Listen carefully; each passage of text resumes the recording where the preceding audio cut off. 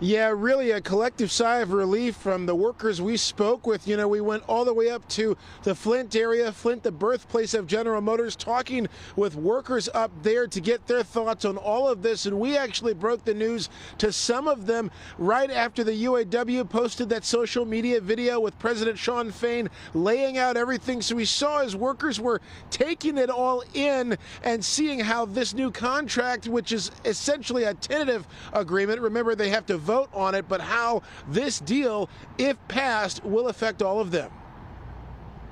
When I woke up this morning, I had a text that said we had a possible tentative agreement. So, I was happy to see that when I woke up. A sigh of relief for Eric Price, GM worker and president of UAW Local 651 outside of Flint. His members are preparing to study the new tentative agreement between GM and the union, which includes a 25% wage increase that jumps to 33% when factoring in inflation. I know a lot of the people who are still in progression, who have less years than me, they're all for it. They like that number. That percentage.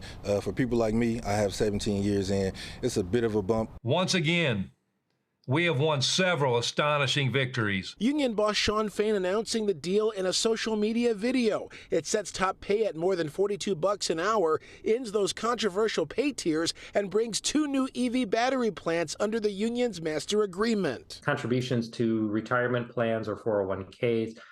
The ability to strike any plant closings is important.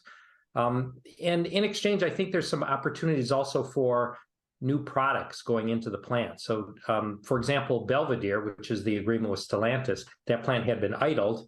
Now they've identified some product going into that plant and potentially a battery plant as well. Alan Amici runs the Center for Automotive Research and expects the rank and file to approve the deal, along with the tentative agreements the union already secured with Ford and Chrysler maker Stellantis in recent days. The Ford committee had approved the deal, and they're going to send it to the rank and file now for an upcoming vote.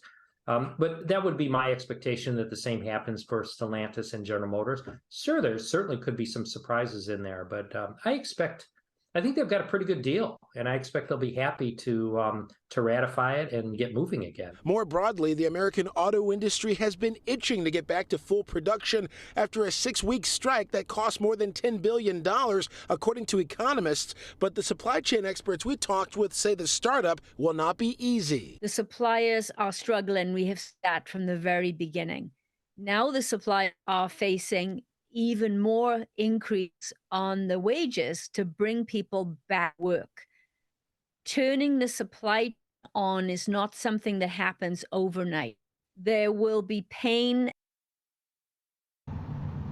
And that's a pain that so many of the suppliers, so many people in the industry say they've been dreading, but certainly a necessary part of all this. Now, the UAW says they're going to lay out, in fact, they already started doing this, laying out the next steps in all of this and when these tentative agreements will get to a vote. We do know that the UAW local presidents, they are going to be briefed, and then they will share the agreement with membership, hold informational sessions so that people with the rank and file can get a better idea of what's in the deal. There will be time for debate and, again, time for a vote, and we'll keep you covered as all of this continues to unfold. We're live outside of UAW offices in Southfield. Dave Kinchin, Fox 2 News.